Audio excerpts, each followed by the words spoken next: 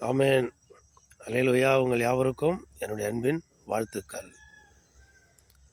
நம்மெல்லாம் இன்றைய நாளில் சகிப்புத்தன்மையோடு இருக்கிறோமா அப்படின்னு பார்த்தா, அதிகபட்சம் நம்ம சகிப்புத்தன்மை அதிகமாக நம்மளால் இருக்க தான் முடியல.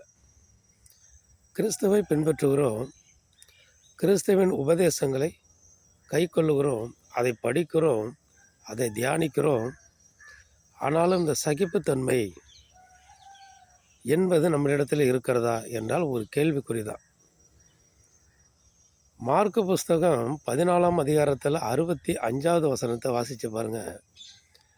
சிலுவையில் அறையும்படி இயேசு கிறிஸ்துவை கொண்டு போகிறாங்க.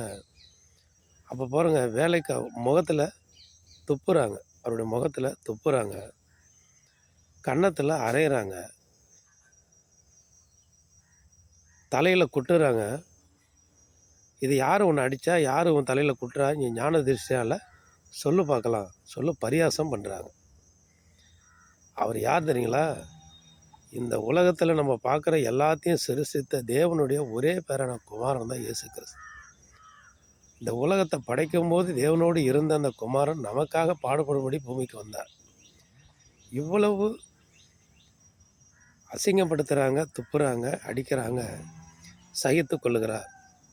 அதே இயேசு கிறிஸ்துவை சொந்த இரட்சகராக ஏற்றுக்கொண்ட நம்ம எந்த அளவுக்கு நம்ம சகிப்புத்தன்மையோடு இருக்கிறோம்?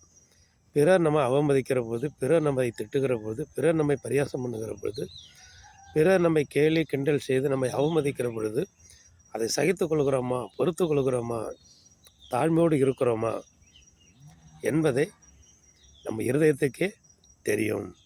நாம் அதை சிந்தித்து பார்ப்போம். நம்ம சகிப்புத்தன்மையில் வளருவதற்கு முயற்சி செய்வோம். ஆமென். அல்லேலூயா.